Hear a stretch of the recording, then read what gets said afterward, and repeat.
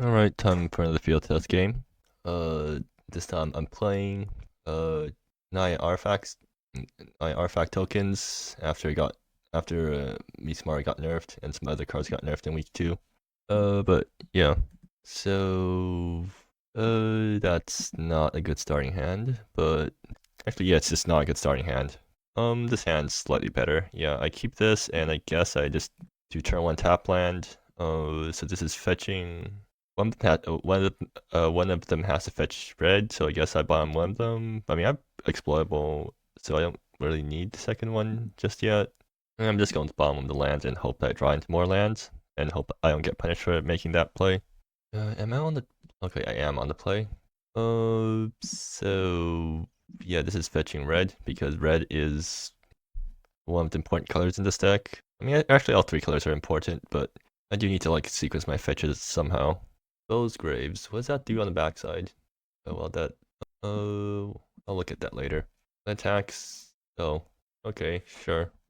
So fetch mountain, and that's not a land, so maybe I get punished for bottoming, but whatever.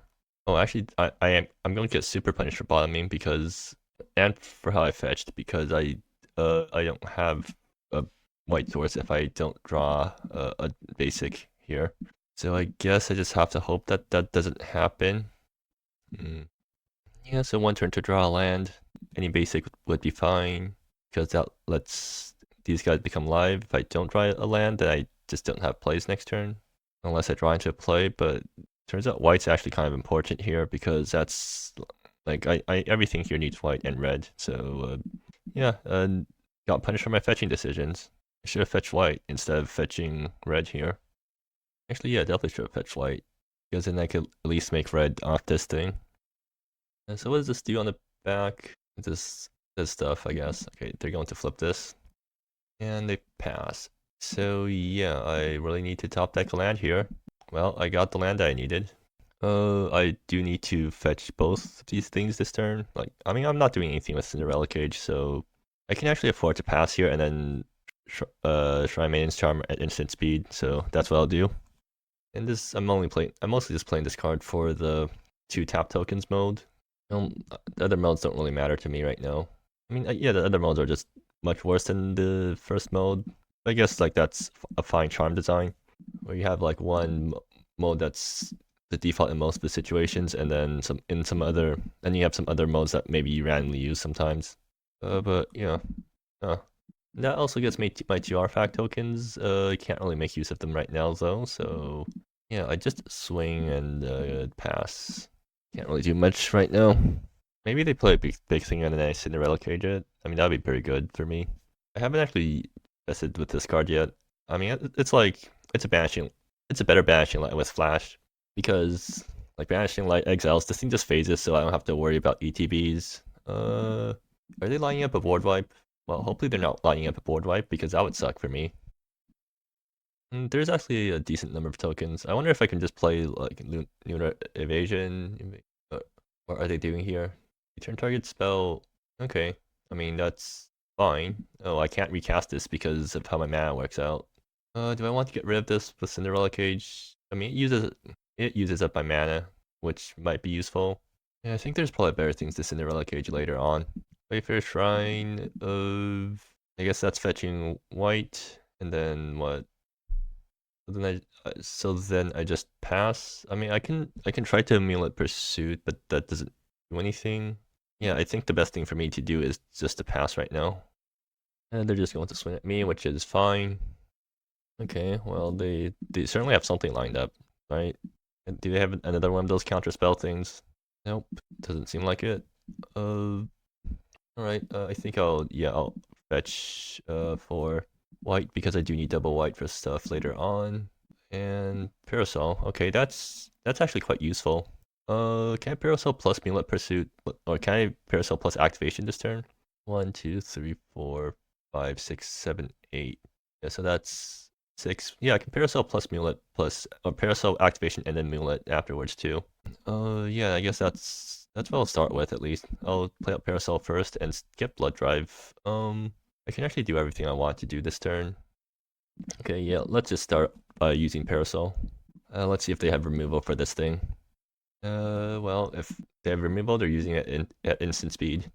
And round hope. I mean, yeah, that's completely fine because they had to use a removal on one of my tokens now. And I guess I'll just take this thing in the face again. Do I care about going down to 6? I mean, that's kind of low. Do I need to worry about that? I'll pass for now. Like, I can just Parasol again next turn and hold up a Moonlit Pursuit. Like, they can't really block my thing. They need to hard remove my guys to prevent Parasol from wrecking them. And if they're like, if they get me too, if they get me too low, I'll just Cinderella Cage, whatever comes down. Another Liminal Lurker. Okay, that's fine. Let's see.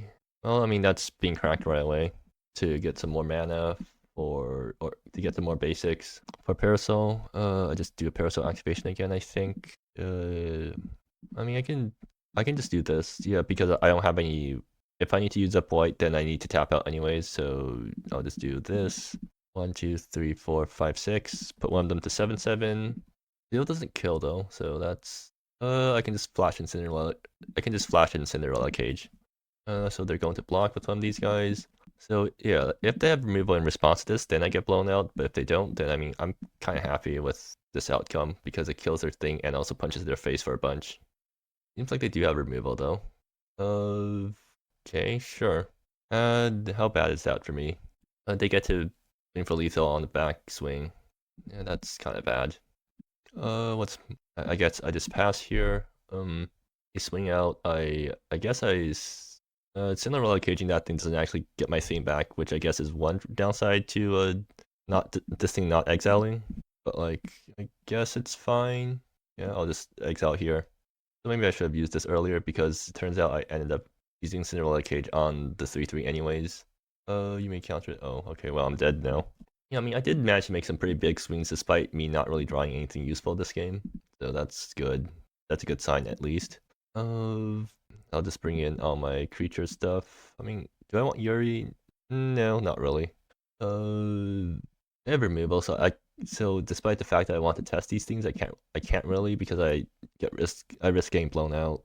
Like I guess technically Yorihime is anti-removal sort of in a way because I can't get blown out by removal, but I don't really want to gun for that. I guess I can board out some Tsuchinokos. I probably shouldn't board out Tsuchinoko. I'll board out, actually I don't want Kotohimes because they die to removal. Then I need to board out one more thing. I guess I'll like start cutting from the top. They don't have flyers, right? I mean, I do want. But this thing doesn't die to removal as easily. I want this thing over Misamaru, I think. Just bad because I kind of want to test Misamaru, but I mean, in fact, I might want to do something like this. Sure. And this is not a good starting hand. This hand is a lot better. I bottom up the lands again and hope I don't get punished by that. I actually do have turn 1 Blood Drive into turn 2 Try Maiden's Charm, so I guess this is fetching red. So yeah.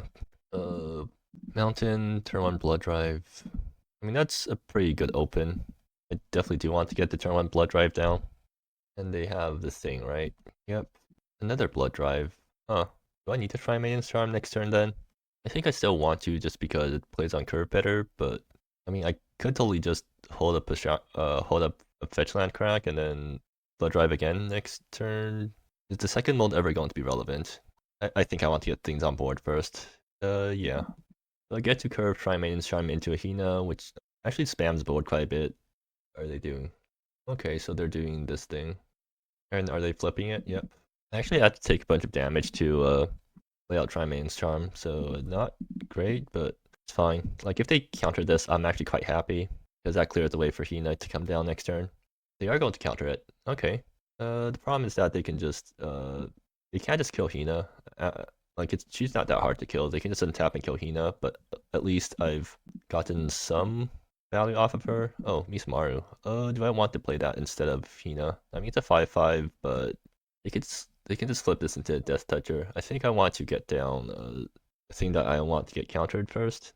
Yeah, I think that's better for me right now. I mean, I can just hold up stuff right now. I can hold up Prime Maiden's Charm still, but then I can't crack this if I want to do that. So it still ends up being kind of bad for me. Like I get down Hina, I make 2 things. I can trump this thing starting from. I would need to Blood Drive again to get Misamaru back up to 3. And yeah, like this thing's just going to whack me again if I don't get something on board.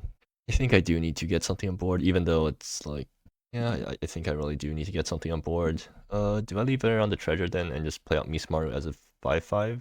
Like, I mean, I guess that's sort of fine. It's a 5/5, it eats up a removal spell, and then it possibly, I mean, it most likely eats a removal spell. That means I still need to take in the face from this thing, which I don't like, but whatever. I mean, so it's 1 mana to trade this for Mismaru. Is that a good exchange for me? I don't think it is, so that's what I'm going to take here, although I'm going down really low right now. Nope, they're just going to hard remove Mismaru. Okay, sure. I mean, makes my decision easier. And also, like, now I can actually play out Hina and hopefully it doesn't get removed.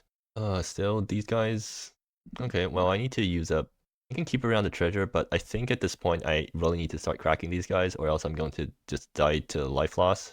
So that's why I'm going to just do this. Play out Hina, get 2 guys, and these guys are chumping now because I can't really afford to not chump right now. I mean, I don't have to chump all of them. I can just chump one of them if I really want to. I just need to hope they're out of removal now. Oh, they're not out of removal.